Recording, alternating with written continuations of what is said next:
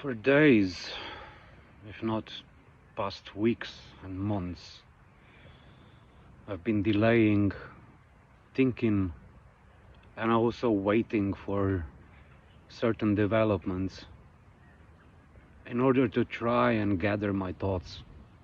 Not to think about what I'm going to say and how I'm gonna say it, but just to try and not be too long, to try to be concise. I dedicated my channel first to speak about different subjects like religion, politics, beliefs, human belief systems, relationships in general. So basically my deeper thoughts about subjects that matter to me, to us, and in general. But I ended up sharing my story. Why? And now I see why. Because without thinking about it, I had a need to share, even if nobody will listen, and it often feels like it, that I'm really all alone. To be heard, to be seen, at least by one person. And to be just heard and seen, not judged, not given advice what to do, and not told to just let it go either, because when you're a father of kids, letting things go is a lot harder than it seems. I wanted to stop talking about myself and the relationship that I had, my past life, because at the end of the day it felt like I'm just repeating myself over and over again to people that really don't listen, and it does not matter to them. Again, ultimately, when it comes to government institutions such as police, social services, child protective services,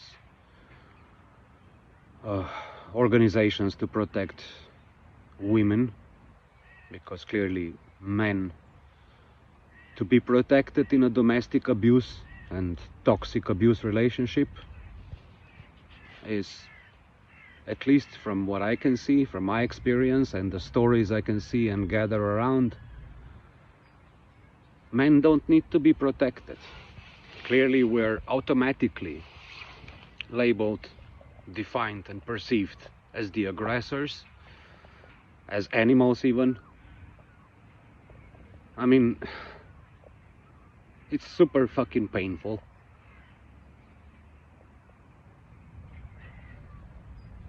Today I'm wearing red. You can see me on the video wearing red. But whatever I will present to the people, whichever facts, whatever story about my life, about my past, about my relationship with my abusive partner,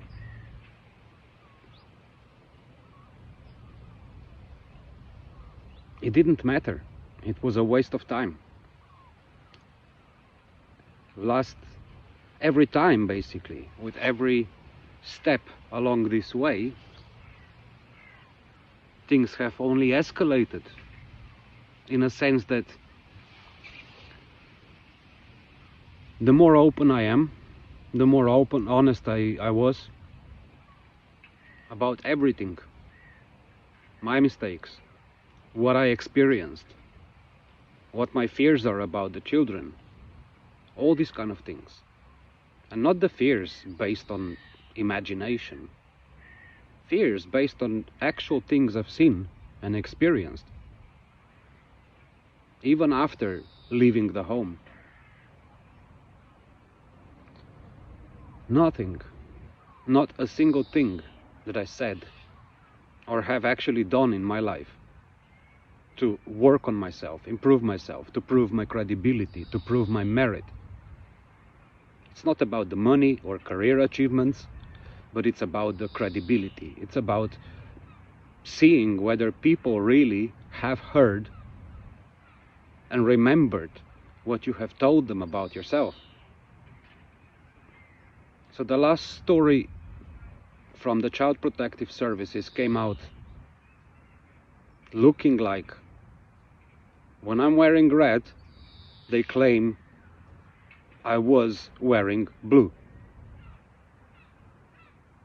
When I'm speaking about peace, they claim that I'm not cooperative.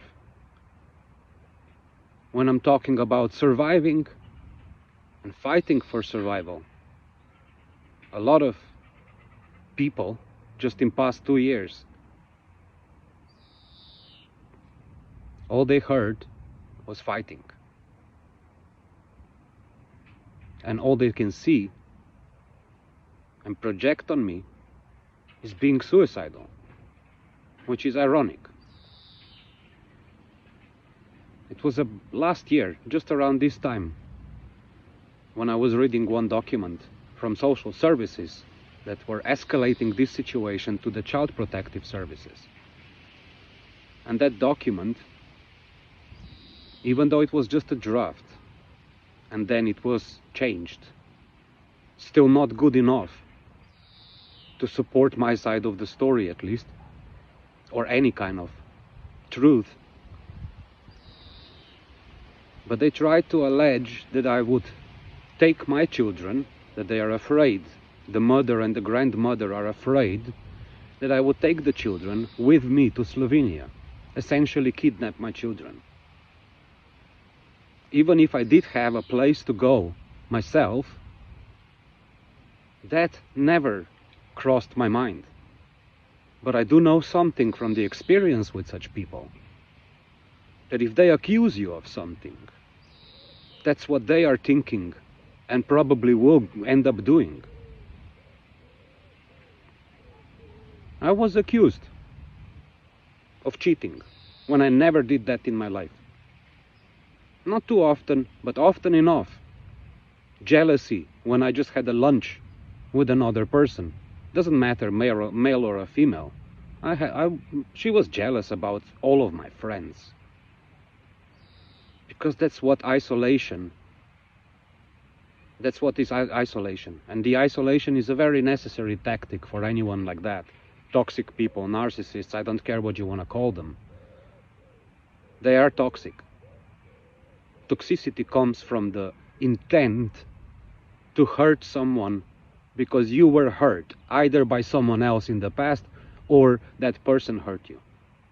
If you hurt me, I will tell you, you hurt me.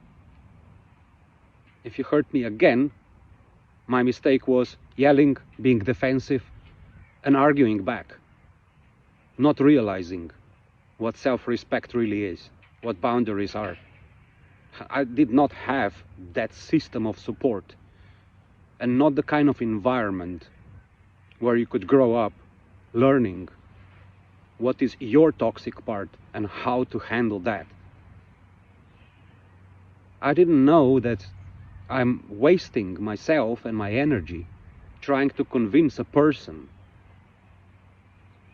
who was hell-bent on lying about their past, about themselves, about what they really want in their life, what they don't want, just to protect their own image, and always trying to look perfect and better than others, and especially me. When I've always said, life is not a competition. And if I noticed that the person has trouble communicating, handling their emotions, regulating, to speak it up professionally, I didn't blame them or judge them. I tried to defend myself, and that was my toxic mistake. Walking out, walking away is the only thing you can do. But at the end of the day, I didn't stay because I was a pussy or just codependent.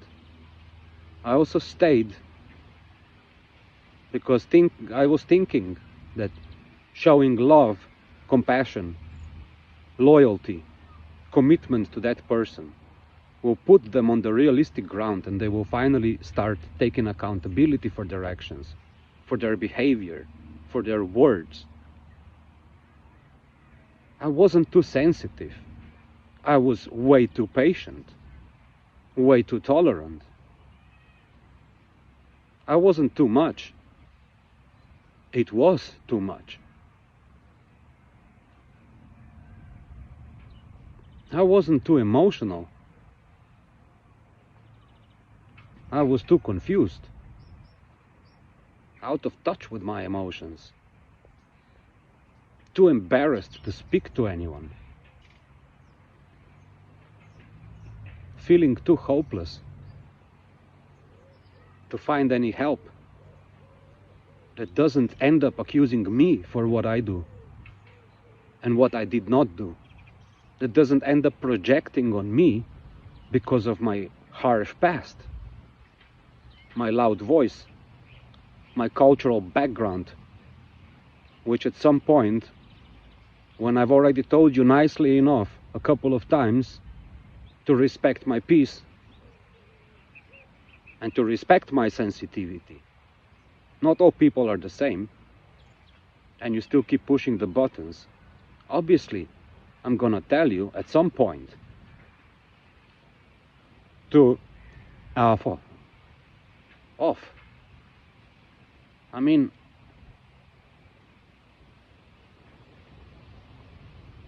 the way I know my life went with all this was my reactions after so much pressure, responsibility for the family, for the kids, for the house, for the bills, at the job, for a lot of other people, because I was a team leader, so I wasn't doing just a job for myself and my own money. I had to make sure we all pull it together as a team.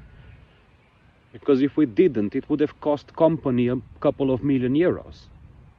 Even though they have billions, it doesn't matter. When you leave a dent in the financial part of any company, you're out the door instantly, especially as a freelancer. So there was always a huge amount of responsibility on me, on every corner. And then coming home to screaming, chaos, lack of responsibility and accountability for their own self and behavior.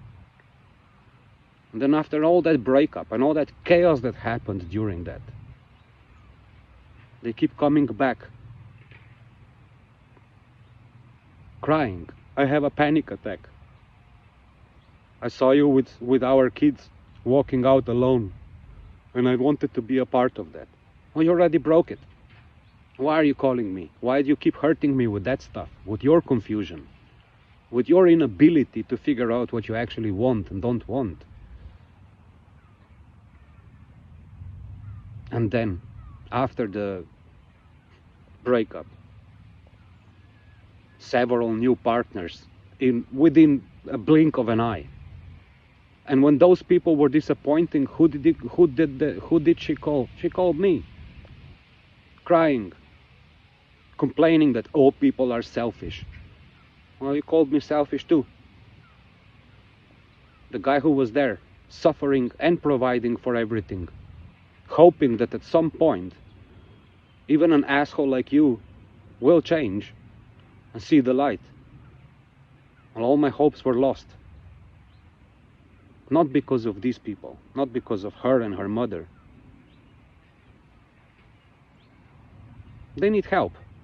They just find themselves too good and too great and too perfect to actually admit that everyone's a little bit of shit, and the only person that can clean that up is yourself. No therapist, and nobody can do that for you. And people who go to therapists just to get pills, sorry, but I could have ADHD or whatnot. It doesn't really matter. I refuse to take pills for this kind of stuff because I prefer to face myself with all the fucking pain. And people judge. People judge because I smoke pot. People judge because I occasionally like to have a few beers. No, I don't drink every day, but I'm a smoker. So what?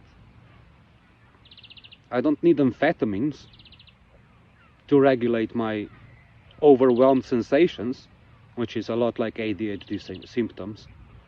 I don't need other blockers to not feel so hypersensitive.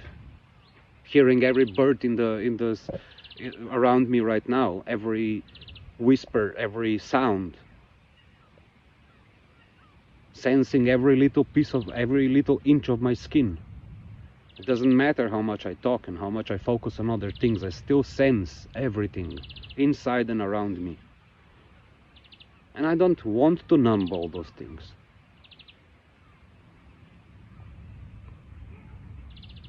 I smoke weed because it helps me with the chronic pain caused by all the stress, all the beating, bullying, lies, abuse, all my life since childhood. And it's not that I didn't have a good life and I don't have good memories, but guess what?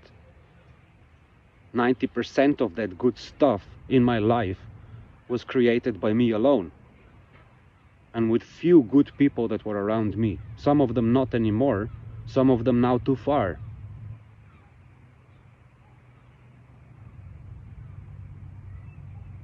It's also people who've known me, or even my more or less distant relatives, and they keep saying the same thing. Just hang on.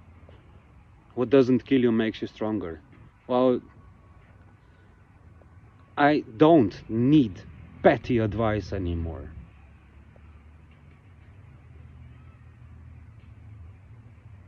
Little bit of work I could finally find, that little bit of money I finally had, it's all gone. Every time I make good efforts, I really put everything into it. I can't blame myself for finding people who promise me work, food and accommodation, and then accommodation is shittier than my leaky boat full of fungus and stuff. And then the food. If you're working minimum 10 hours every day on average, you're not gonna survive on fries and chicken 3-4 days in a row and maybe a couple of sandwiches when the chicken and fries can't be made. No one can survive on that. And then the amount of money I got paid, I had to accept half of what I really wanted. And what I should be deserving with all the skills and everything I could do and did do for these people in such a short time. When I finally stood up for myself, they told me to fuck off their property immediately. I fixed the roof, fixed a lot of stuff that I didn't even know how to do or didn't think that I would know. But yeah, I'm a capable guy, smart, and I'm an engineer. I can do a lot. But everything that I'm doing, saying, expressing and sharing lately, it has no significant effect. Talking to people doesn't help. It's re-traumatizing me, driving me through the memories which have been over and over again. I don't need that. What I needed was real help, real support. Not a lot of money, but enough to just get on my feet, to stop struggling for survival, which costs me 5 times more than it would otherwise. If I could just focus for 2 months, rest and focus, and do what I'm already doing, working on my websites and my other projects. There's quite a few ideas that I've got. I want to develop an app which would help people to connect with each other based on their profiles, based on their styles. I've got other things that I want to do in life. I'm still looking for a job. As much as I've given up after sending 2,000 to 3,000 applications within 3 years, seeing that as soon as the application was published somewhere on LinkedIn, within 2 hours there's over 100 applicants for that one job, I stand no chance. Doesn't matter how beautiful the CV is. It doesn't matter what font I picked. It doesn't matter how nicely I write it. Is it me or the AI writing it? It does not matter. The result is all the same. Whatever I do lately, how many different things I try, I still end up in exactly the same spot. Broken, people gaslighting and invalidating my whole story, pretending like I wasn't there speaking in front of them, and when they finally hear something, or when they finally try to put that into a document, it's a complete mess. And I don't know anymore whether it's an intentional mess to make me look completely bad, or they are just that incompetent and that stupid that they don't see that they are destroying a good person, a father, negatively affecting the lives of these kids from the beginning, including the mother and the grandmother, negatively affecting me, when all I needed was support, care, a little bit more love than a normal person, because I didn't have it before, and I was eager to learn, eager to be the good partner, eager to be as best father as I can be, knowing that I have mistakes and I need to work on them. But when someone is constantly lying in your face, accusing you of being selfish and lying and manipulating, while they are doing it to a massive extent, and then they want an open relationship and get jealous because you are talking to other people without any intent to do whatsoever with them.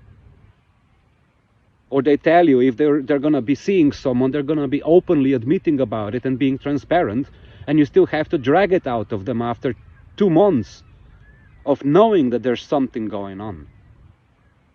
Hypocrisy. Bullshit. At some point, every normal person would crack. And if you really have no family, no friends, no place to go, and guess what? I've tried it. I was asking people around me. I knew they had rooms, and they refused. They didn't want to help. They didn't want to deal with my energy, they said. The kind of people who are pretty much the same pieces of shit. Happy to take and use you when you have everything, but when you need something, they discard you and forget you like you were never there.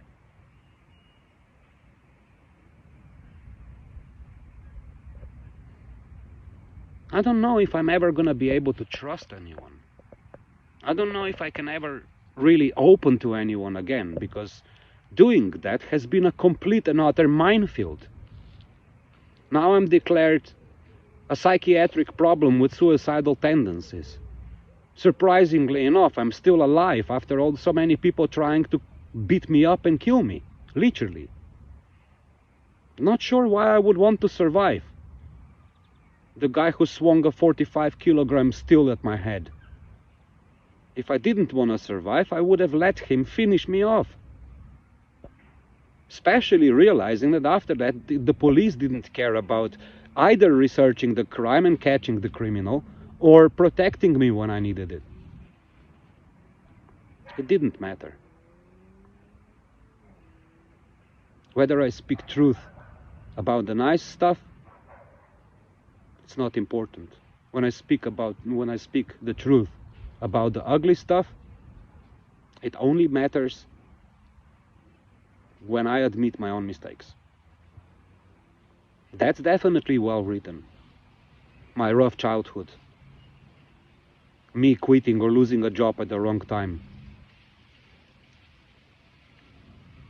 Me taking responsibility for the relationship in a sense that, yes, I saw the red flags from the start and then I allowed that to continue.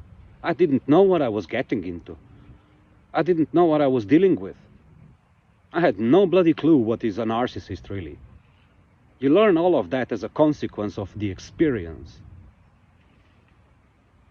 I'm still questioning even myself if I'm the narcissist or not.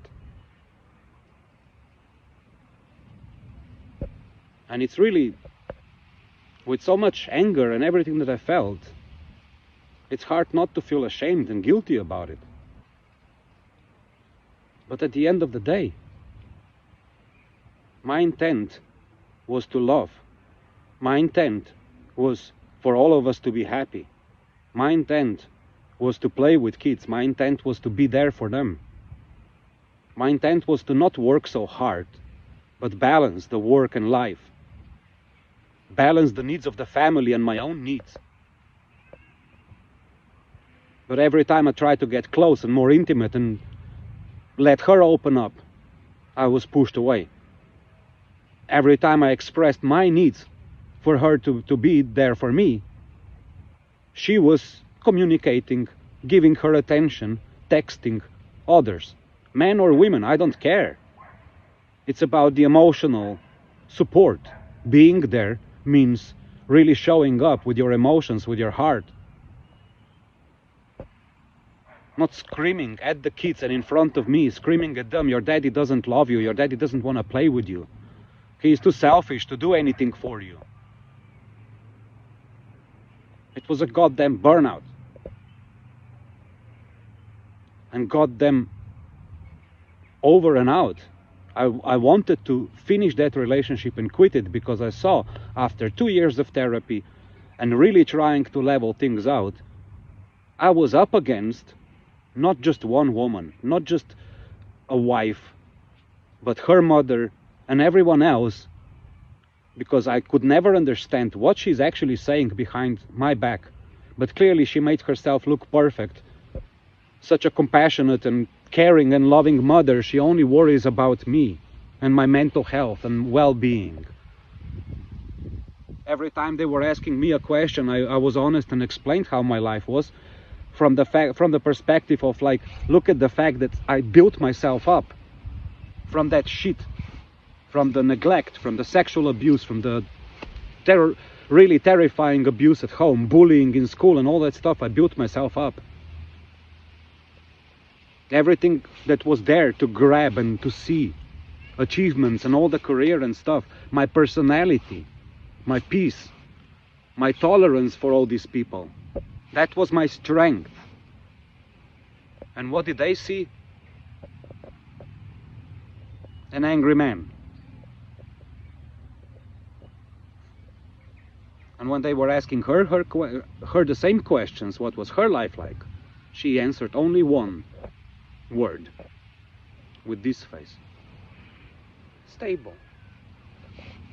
Whenever she was opening up, she told me horrible stories about rape, basically, other types of abuse, people trying to kill each other in front of her face,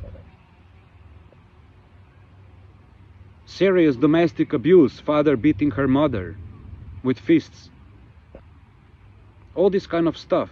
She called that life stable. It was far worse than mine. Far more brutal. Far more perverse. Far more disgusting. And not to say that she is the disgusting person, but the way people treated her was disgusting. But on the other hand, at a certain age, she was also walking herself into certain traps. And yes, we all hold our own responsibility for that. It feels shameful, it feels bad, but it is what we need to deal with and face ourselves with that. We all do some things that we can be really ashamed of. Maybe you don't have to tell them to anyone, doesn't matter, but deal with that shame. Most likely you were manipulated, you didn't know what you were going into, and you end up feeling embarrassed. That's what I feel. I feel ashamed and embarrassed because of what I allowed to be in my life. But I'm not gonna wrap up in that fear and shame and guilt and start torturing others because of what happened to me and because of what I ended up doing to myself. I'm not vengeful, I'm not hateful. But I'm fed up, I've had enough, I'm tired. Unable to move forward, don't know what I'm going to do in life, don't know how I'm gonna solve this. Next week I have to meet with these people who are labeling me with all sorts of things without actually ever putting any of my own words into those documents. I'm losing all hope. And if there's no more videos and nothing coming from me, I think the reason is clear. Even the strongest people at some point cannot keep going when there's no one there for them. positive words, words of encouragement, or knowing, like, I get you, I feel you, and then talking about same kind of pain. Yeah, well, it doesn't. When people ask me, how can I help? What do you need? I can say it clearly, it doesn't help. If I say it wrapped under other words, it also doesn't help, because people are just asking to see if they can offer words that would help me. Words don't feed me anymore. Words don't give me work. Words don't give me a roof above my head or my boat that I wanted. People that said will help, it's not just the Child Protective Services, but in the past couple of weeks I had people that said, look, there's an old boat, it needs a little bit of work, if you want it, I can help you with that. I can help you buy it. You will pay me back later. And when it finally came to the point that we have to go and get that boat, I had a little bit of money saved up myself, and the other part would have to be provided by someone else because I have no other choice. They turned their back on me, saying that their kids need mobile phones and they need vacations more. Okay, fine. I can understand your needs are more important than mine, but then don't make promises you cannot keep. Don't tell people you want to help, but you're actually not doing anything for it, not taking any action. I need a lot of help. For some, it's a lot. For some, it's really less than a pocket change.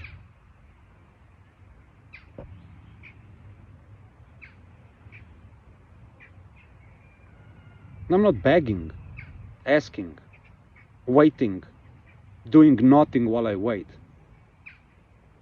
But I can't even do a 10-kilometer walk like I did a couple of months before, or months, because my muscles are aching, everything is aching. My head is spinning. I'm running out of energy. I'm on a burnout again. And this one I will not survive. I can tell you all that much.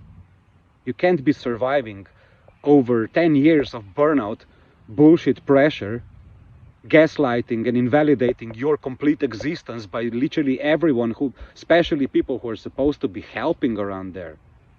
And they say they're protecting the kids. I'm afraid to wait for a woman for that moment when this woman snaps completely like she snapped at me and starts throwing things at kids like she was throwing them at me. I wish people would have actually seen the kind of monster I had to live with.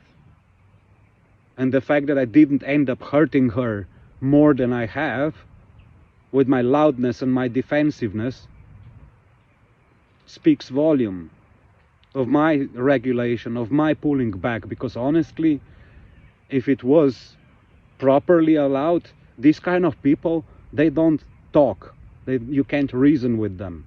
And if they don't give you an exit, or they keep pushing themselves in your way when you want to get out, what else are you gonna do than knock the shit out of this piece of human garbage and then walk away?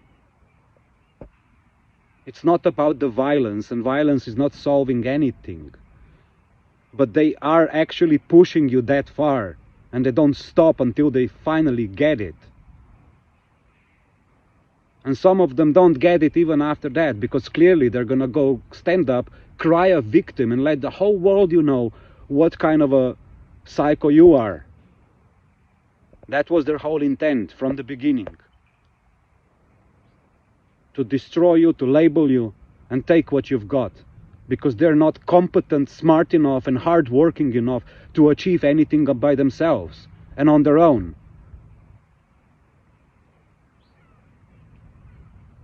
Vultures. The worst kind of people. Scammers, cheaters, liars, manipulators, and victim role players.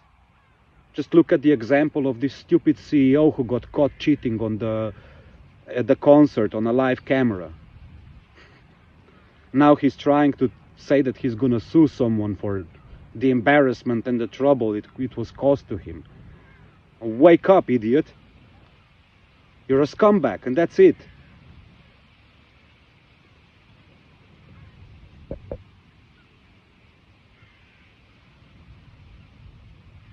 I'm fed up with the fact that the good people in this world have to suffer, and then the rest of them look at them.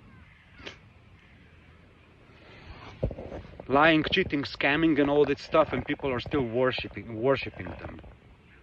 Whether it's Donald Trump, Andrew Tate, or some other wannabe positive dude, they're all the same. Look beneath the surface. See what their words are doing and what their actions are doing.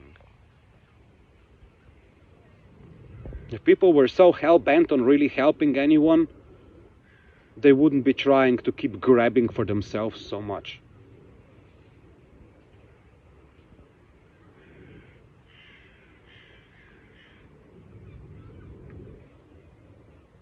I really have no more words left other than I'm sorry to exist.